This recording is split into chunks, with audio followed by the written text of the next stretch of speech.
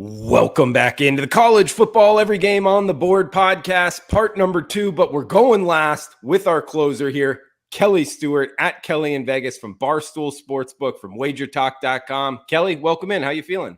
Hey, busy day before Thanksgiving, but happy to be here. Drew just finished bet on it, and we got the hustle on deck, so let's get it going. Absolutely. And guys, if you're new to the Every Game on the Board podcast, this is Rivalry Weekend. It's the last one of the regular season. We will do bowl Every Game on the Board podcast, but we're going down in rotation order. We like to say go to the Wager Talk live odds screen, the best free live odds in the industry. And if you go to the top of the Saturday card, we're hitting Oregon State, 139-140. It's the little numbers next to the team name, to the left of the team names on the college football live odds screen, down to 162 Michigan State and Penn State. So that top section of the Saturday card, those are the games we are breaking down. We had Tony Mejia, mid-major Matt, and Steve Merrill on before, hitting the other 3 sections to hit every single game on this weekend's card. So starting at the top here, 125, 126, Oregon State, the Civil War, Kelly Stewart. We got Oregon, the Ducks, on the road, minus 3-point favorites, 58 being the total. Liking anything in Corvallis to start us off on Saturday? I'm shocked we're still allowed to call it that, Drew. Bo Nix, he's the big question mark here, right? Is Bo Nix going to play in this game? Part of me thinks yes, because it is such a big rivalry spot. But if Oregon can get the win here, that means the Ducks have a good chance to get into the Pac-12 championship. So I'm looking at the Oregon State Beavers here. Why? Because they've been good to me the last 2 years, Drew. And in fact, they are 11-0 against the spread in their last 11 games at home. Team has been producing money in Corvallis, and that makes it really hard to go against. Now, on the flip side, Bo Nix has been so great for this Oregon Ducks offense. What are they going to do without him? And then, throwing a little Marco D'Angelo, maybe injured player theory, if you will, if he isn't a go. Slight lean to Oregon State. Not sure I'm going to get to the window with them, though, here. Kelly, you brought up not allowed to call that up anymore. Are we not supposed to? Did I make a mistake there? Oh, I have no idea. You know me. I always have a smart aleck comment to make, Drew, about, PC and cancel culture. No, I did hear that one time, but I don't know, the Civil War. I think it's still called that, but I mean, just like the Red River Shootout, or, when they changed to the Red River Rivalry, and I don't know. Who knows what you're allowed to say anymore? I guess we'll have to ask the Oregon fans. Wow, a historical event. We're not allowed to call it that anymore. I don't know, guys. Let us know in the reply section if we are or not.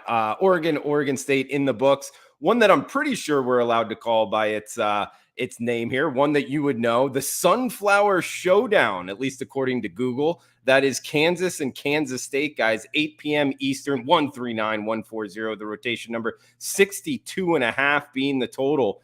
Kansas State, minus 12. The Fighting Kelly in Vegas is here. Guys, we're talking to a Kansas State alumni, breaking it down. Kelly, you liking anything in the Sunflower Showdown? Speaking of fighting, me and Marco got in a big fight about this one on Bet On It. We'll see if the producers leave that one in. And that's because he and Adam Trigger both asked my opinion on this game and then both bet Kansas.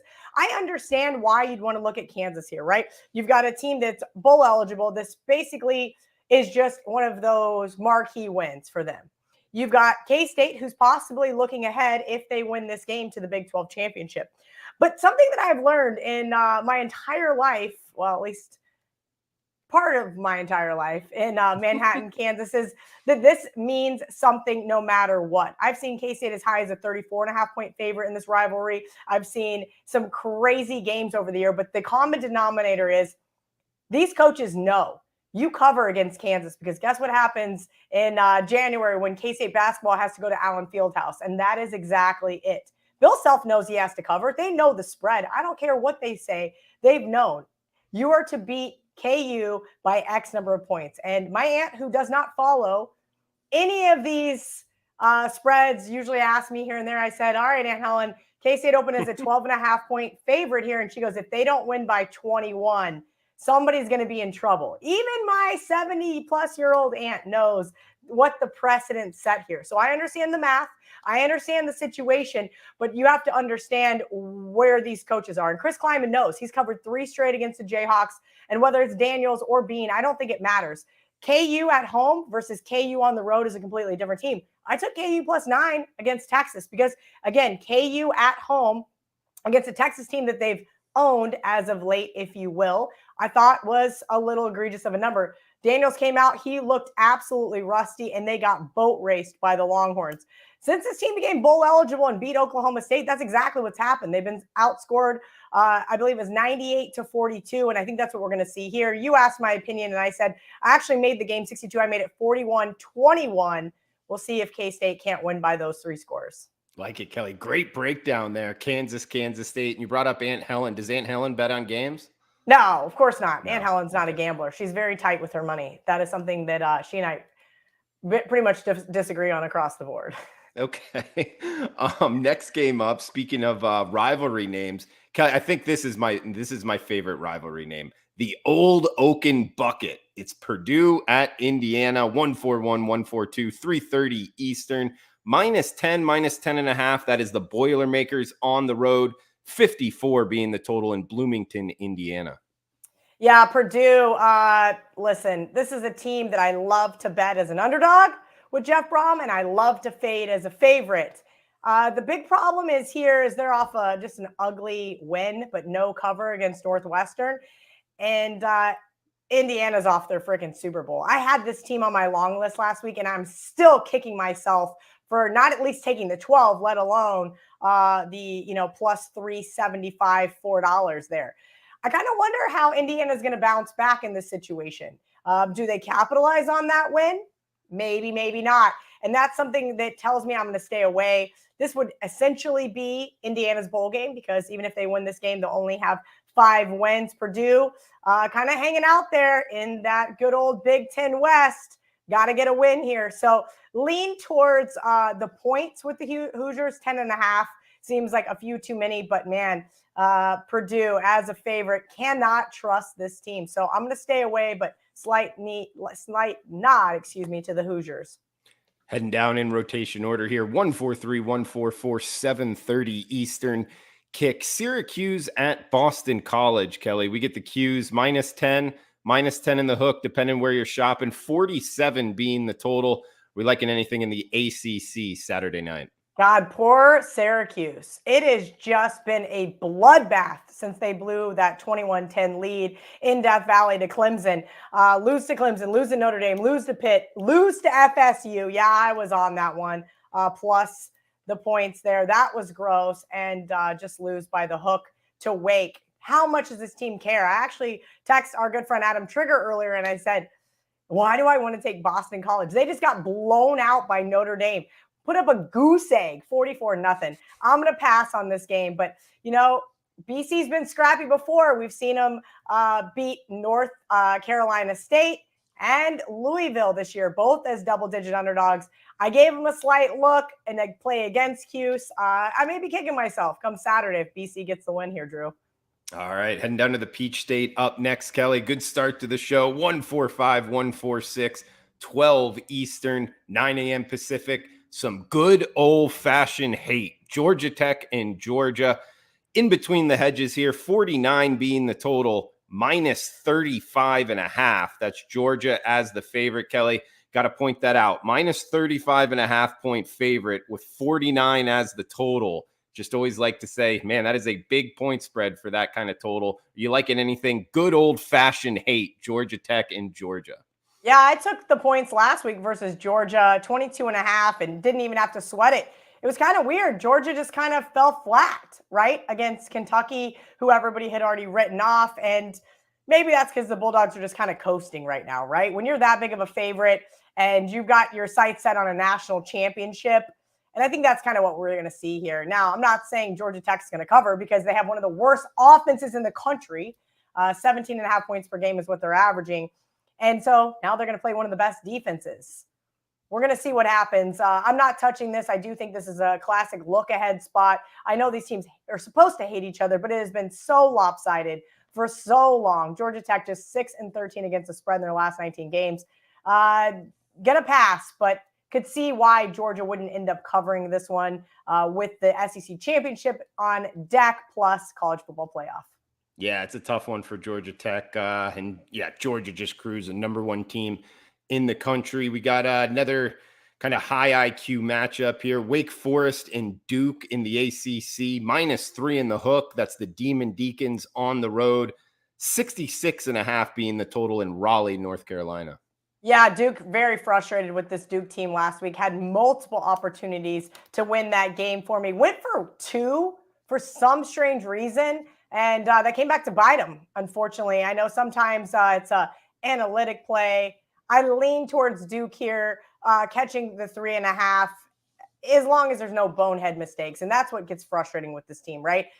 Some of these newer head coaches can be I understand the trick plays and I understand the go for 2. And it worked out for Brian Kelly, right, against Alabama. Did not work out for Duke last week against Pittsburgh. So it kind of is, it's kind of one of those frustrating scenarios to lose a game like that, but it did happen. Can they get back up here? Of course they can. These teams hate each other as well. Duke 4-1 in their last 5 games. And I have a slight lean towards them here. I think this is probably them catching just a few too many points here at home. I made the game 34-31. Win by the hook, maybe, Drew? Yeah, I could see that. And I think I said Raleigh at the intro. It's actually Durham, not far Durham, away. That's same, Drew. Same.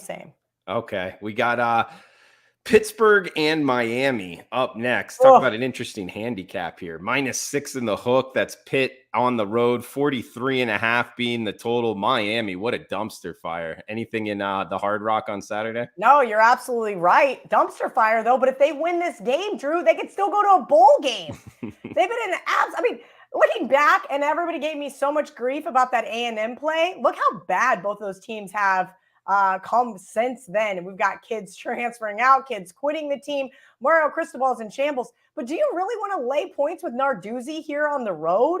I bet against him last week. I asked our good friend Joe Ranieri, I said, Joe, and he goes, Kelly, don't get Cristobal. This team is in a world of hurt, just 1-9 against the spread in their last 10 games. Come on.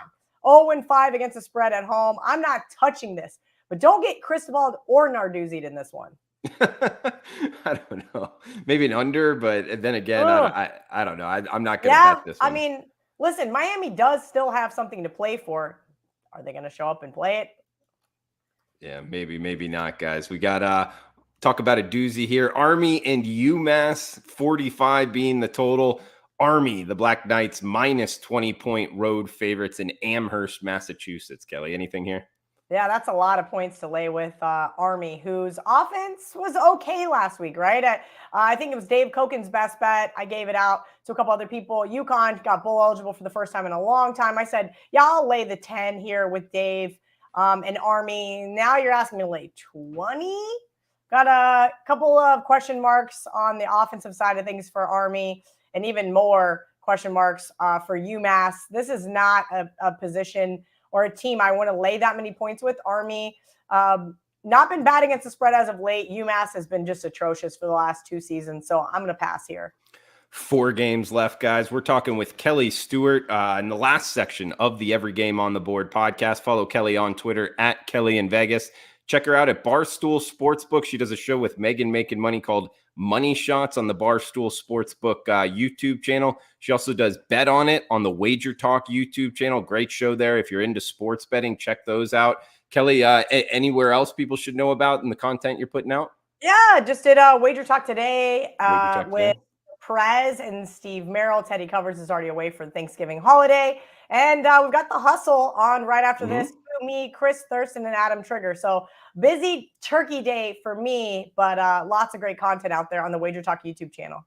Yeah, we got the Hustle coming up in 15 minutes, guys, on the Wager Talk YouTube channel. So stay tuned for that. As we got 3-4 games left here. Rutgers and Maryland, 49 being the total. The Terps -2 touchdowns in College Park.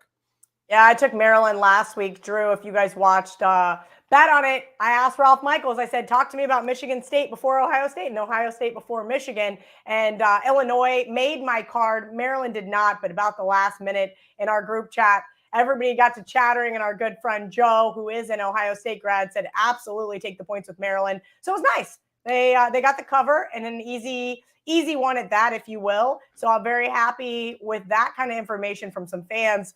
Look, Rutgers does not win games. Does Rutgers cover games? Every once in a while. This year is just not their year. I don't think I want to lay it here with the Terps after playing Ohio State.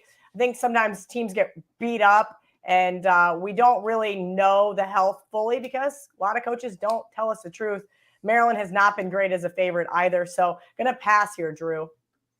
Kelly, next one up, interesting handicap. We get Clemson from the ACC, South Carolina from the SEC, and the in-state Palmetto Bowl, 52 being the total. Clemson Tigers minus 14 and a half at most shops right now. You think the underdog and the Gamecocks got a puncher's chance here? I mean, God, last week, 22.5-point underdogs, and they just beat up Tennessee so bad. Why they left Hendon Hooker in that game is beyond me. And unfortunately, he suffered an ACL injury and will not be playing this week. And that's a sad one because that was so unnecessary. I mean, they were down, 3 scores at that point in time. And man, South Carolina, that is an ultimate high. Can they carry that over into a rivalry team in Clemson? Clemson's looked good the last couple weeks against Louisville. They hurt Malik Cunningham. So he really didn't play up to his full potential. They got the cover there. And then, of course, they got to play Miami and Mario Cristobal. So, of course, they absolutely dominated. I don't know what to make of this Clemson team. This Clemson team has struggled the last 2 seasons. Now without Venables, their defense hasn't been as great. That ugly loss to Notre Dame. I already brought up the Cuse game that they had to come roaring back from. Yeah, I don't know. I don't know what to think of this one. This one's an interesting handicap, if you will. I could see why everybody wants to be on South Carolina in hopes that they could put back-to-back games together, but I don't know. This looks like a 2-score game. Could be by 10, could be by 14, could be by 17, which is technically a 3-score game. Drew, I don't want any part of it. Again, I'm not buying the hype with Clemson, so I can't lay it. But man, the Gamecocks, that was a hell of an offensive performance. Apparently, they even ran out of freaking fireworks. No way. Yeah, that's what I saw on Twitter, that they ran out of fireworks. They scored so many touchdowns. Man, that's great. And what did you say the point spread was? 14.5. Okay. Oh, wait, against Tennessee or against? Yeah, against Tennessee. Against Tennessee, they were 22.5-point underdogs and won the game by more so than that. I mean, that's a pretty extensive not only outright win, but cover. Yeah, they won by 25. Yeah, and they were 22-point underdogs. I mean, that's almost a 50-point differential. Wow, that doesn't happen. That's kind of the largest I can think off the top of my head. Absolutely. Wow, that's crazy. Maybe it's something to ride. I don't know. It's going to be a fun one to watch, though. South Carolina and Clemson. That one kicks us off 3:00 Eastern. We got the Governor's Cup, Louisville and Kentucky. Kentucky minus 3-point home favorites, 43 being the total here, Kelly. Yeah, Kentucky, man, they've just been on such a roller coaster ride all season long, right? And what do you make of this team? So my big question mark here is still Malik Cunningham. He is questionable for this game, and he just makes that offense so much more dynamic. I got to wait to see if he's going to play, of course. Louisville off a nice win over North Carolina State. Kentucky off a good cover in a hard-fought defensive game versus Georgia. But the week before that, they lost to Vanderbilt as 17-point favorites. This is a tough one. But until I know what's up with Malik Cunningham, I can't get involved. If he's a go, I think Louisville wins this game. Kelly, last game for the section, Michigan State and Penn State. They play for the Land Grant Trophy, guys. 4:00 Eastern kick here, 52.5 being the total. Minus 18 in the hook. That's the Nittany Lions in Happy Valley. Yeah, Happy Valley. I always say I never want to lay points with James Franklin, and I'm still going to stick to that. But I'm not sure that I really trust Michigan State either. They have just been on this weird roller coaster ride. They got in the fight after the Michigan game. Everybody knows about the locker room incident. Had a bunch of guys suspended. Then I was looking at them before the suspensions were announced. I think the line was like plus 11 to beat Illinois. And then after all the suspensions got announced, 16, I said, this is still a lot of points, but man, this bad publicity, if you will, is too much. And then they go right into Champaign and beat Illinois. And I'm going, okay, great handicap, KIV. Rutgers, they got the win, but no cover. And then they just lose to Indiana. as 12-point favorites is such a strange team. Mel Tucker is getting paid an awful lot of money to have this roller coaster ride of a season. I feel like it's very, very odd. And, here's a Penn State team who's covered 5 straight since they didn't cover for me against Michigan. But of course, so I'm going to stay away. I hate to end it on that note, but I just can't really trust either one of these teams. All good, Kelly. I mean, happy Thanksgiving to you. Thanks Happy for doing the Thanksgiving, show. Drew. Yeah, no, great stuff as always, guys. Follow her on Twitter at Kelly in Vegas. We got most confident play of the section if you got one, Kelly, and any final thoughts before we shut it down? Yeah, there's a few confident ones, but the one I can be most confident in is my alma mater because, again, the precedent is set, Drew. The situation may be a look-ahead spot, but nobody's looking ahead here. It's not like KU is, a 1 or 2 win team like we're traditionally used to. K-State's normally a very sizable favorite, over 3 scores. So this is the lowest point spread it's been, I believe, since 2008. And what happened then? K-State lost, and KU got to go on to an Orange Bowl. I can promise you there has been some talk about not looking ahead here and what is at stake. So look for the Wildcats by 3 scores. And if K-State wins it, they might go to the Orange Bowl? No, if K-State wins it, they'll go to the Big 12 championship. Yeah. If they beat TCU, I'll get to play Megan Making Money's LSU Tigers again in the Sugar Bowl. The Sugar Bowl. Okay, that would be a fun one. Unless LSU somehow punches a ticket into the playoff, right? Hey, if LSU can beat Georgia in the SEC championship game, I don't want to count them out just yet, but obviously they will be sizable underdogs, probably 2 touchdowns in that one, maybe a little bit less. We'll see how the next week pans out here in college football. She's Kelly Stewart at Kelly in Vegas on Twitter. Check her out. Barstool Sportsbook, wagertalk.com. Bet on it. The Hustle. She's got a lot going on, guys, as you all know. So, and the mainstay here on the Every Game on the Board podcast. Happy Thanksgiving to you, Kelly. Happy Thanksgiving out there. Thanks for tuning in. Please smash that like button. Feel free to reply below. And we'll be back for Bowl Every Game on the Board podcast. But cash those tickets until then. Have a fun, safe weekend. Thanks for tuning in.